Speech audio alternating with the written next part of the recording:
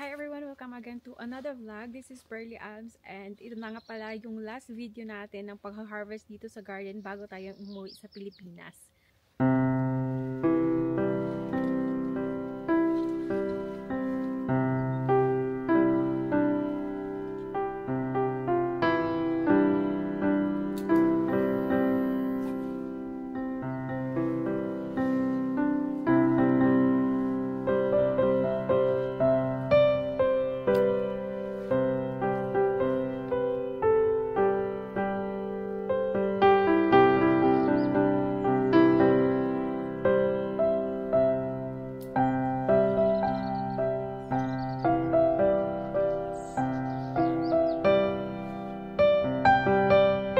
Before anything else, so papasalamat pala ako dahil lumalaki na yung ating community dito sa YouTube and I'm so happy na marami din ang nakaka-relate at nagagandahan sa ating mga video na isinishare ko sa inyo sa aming simpleng buhay dito sa Germany.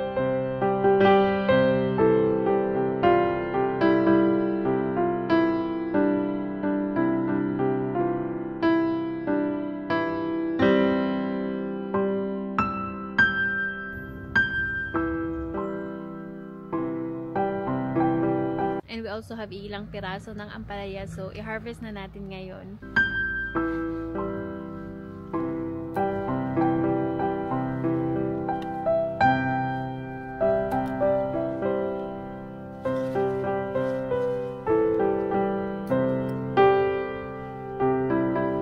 Living a simple life is also don't come easy. Meron kang maraming bagay na i-set aside. I know there are some Filipinas na they don't dream a life like this. Or namang iba na they also want a life like this. But for me kasi, you just have to be in that moment.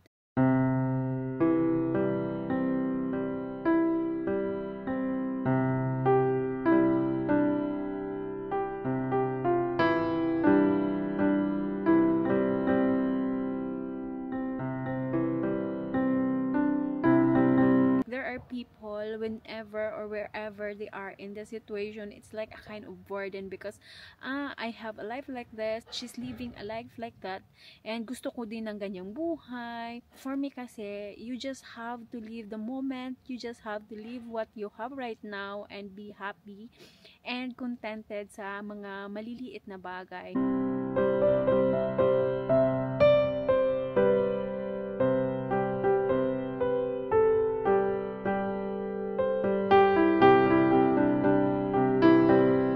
This is the best talaga. If you see na ganito kadami at ganito kalago yung mga garden, it makes me really happy every day.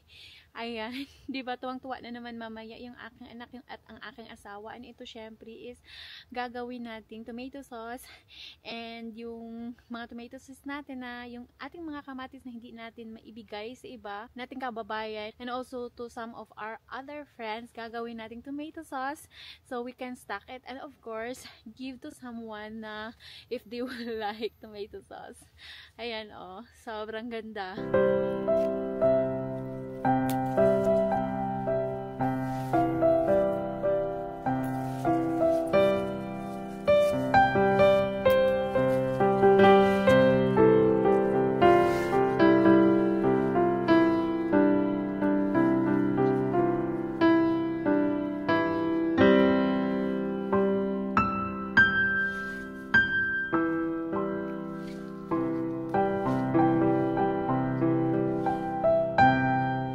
Stay-at-home mom and right now wala nga akong permanent na trabaho. There are also time na I'm feeling useless, I'm feeling na what is the purpose of my life, but every time tinitingnan ko yung aking anak and sabi nga nila mga bata is they grow so fast. So right now is inaalagaan ko yung aking anak na 3 years old and nasa kindergarten, and as a way of coping sa time na wala akong trabaho and hinahatid ko si anak and wala si anak dito sa bahay, I make my garden, and my garden talaga, this is my second home.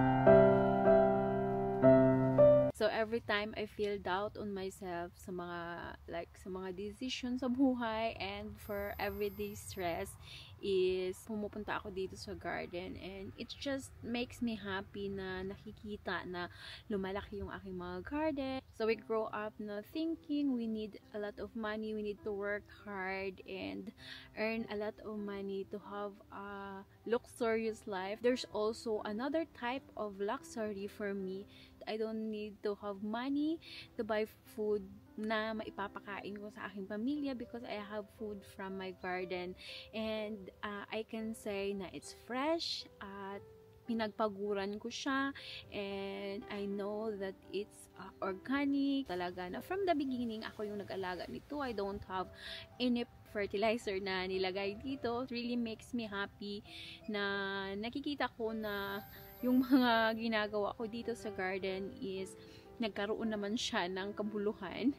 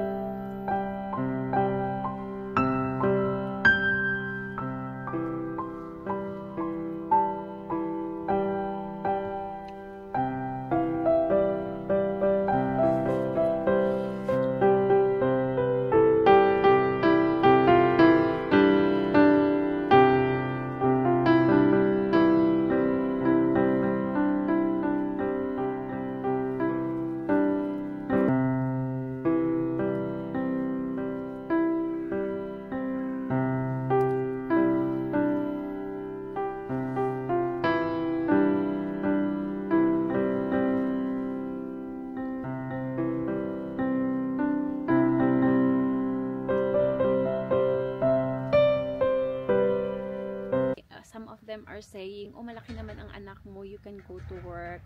Yes, darating din tayo sa time na yan. But for now, I just feel the moment and love the moment that I become a full-time mother and full-time asawa. And also, we are new here in our house. We living here in our property like 1 year ago, and marami kaming mga bagay na dapat baguhin dito, and we make it step by step, pakunti-kunti lang, and nakikita naman namin in 1 year marami na kaming nabago dito sa aming garden, pati na din sa aming bahay, though it still needs a lot of work, but of course darating din tayo dyan.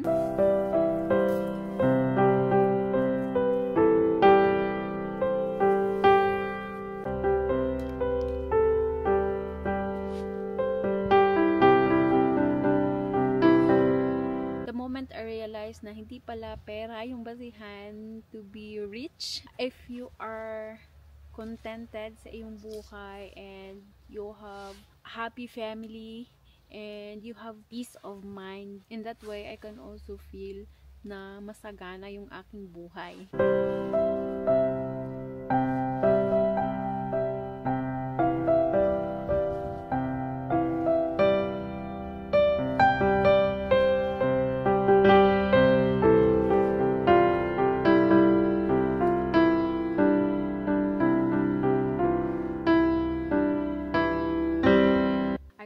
In the province of the Philippines, and iniisip ko palagi maybe the life in the city is better than in the province. When we get married, we live in a big city.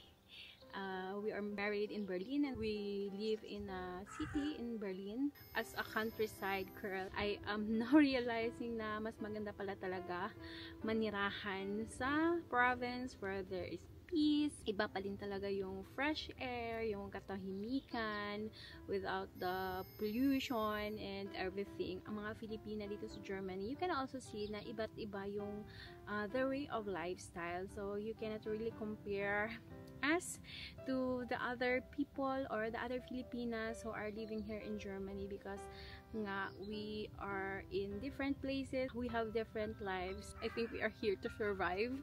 on a different lifestyle that we are destined.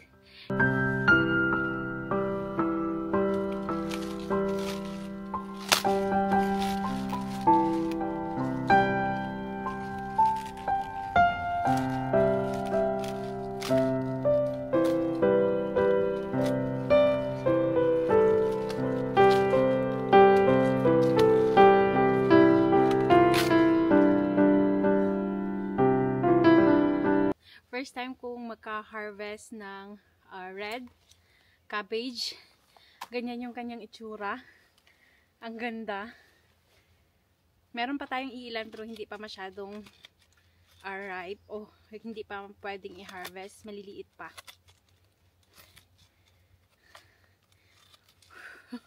Ayan. Living in the province, there is also some advantage and disadvantage, like also in living in the city. So, dito sa amin, dahil nga we live in a small community, malayo kami sa aming city, malayo kami sa kindergarten ng aking anak, which is inhatid ko siya sa bike and hanger, bike trailer. So, right now, wala pa akong driver's license. So, I used to ihahatid si anak with the bike trailer. Dito sa province, dito sa Germany, it's a must na magkaroon ng mga sasakyan dahil, or sariling sasakyan and driver's license dahil nga yung mga bus dito usually 2 times a day lang dumadaan. Kindergarten ng aking anak, it takes 5 hours lang, and ihatid ko siya sa 7:30 and then kukunin ko siya sa 12:30. Hindi ko naman pwedeng lakarin lang siya dahil malayo talaga. My transport everyday is yung bike, and yung asawa ko nga is busy naman sa trabaho and malayo yung trabaho niya. So ako talaga yung maiwan dito for my child. And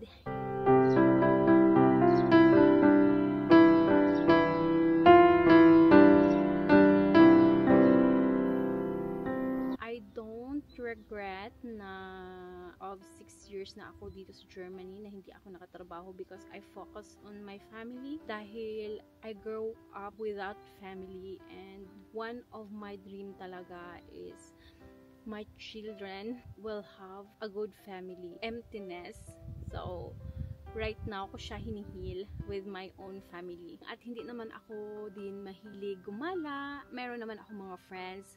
Sometimes minimit ko sila, sometimes pumupunta sila dito. Though not all the time pinapakita ko dito sa social media. So I also have a private life, peaceful life right now. Dahil nga, yan yung maipagmamalaki ko sa inyo. I don't like to spend my money on expensive things.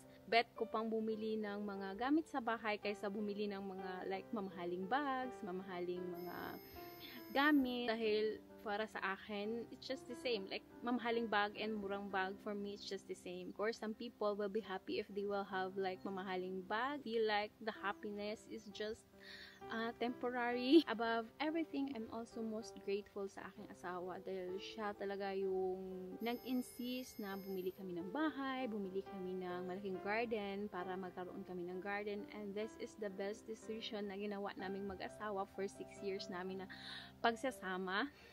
It makes us happy, it makes us busy, and like merong sariling garden yung aming anak na paglalaruan dahil for 5 years na nanirahan kami sa apartment, it's a different case na like sa loob lang na apartment and you don't have kanang sariling garden na makapaglaro and you can make things that you like. Meron namang mga spielplatz or mga playground, but iba talaga yung may sarili kang garden. Anytime na gusto mo siyang puntahan and do a work there, and you can make it.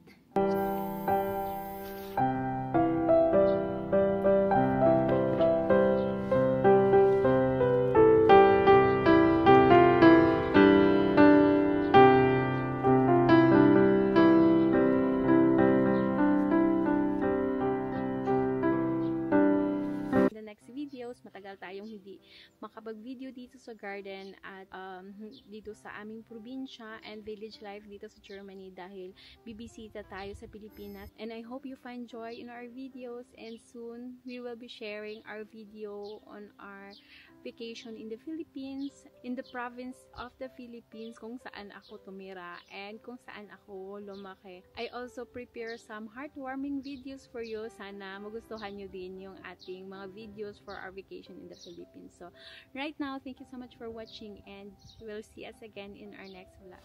Bye!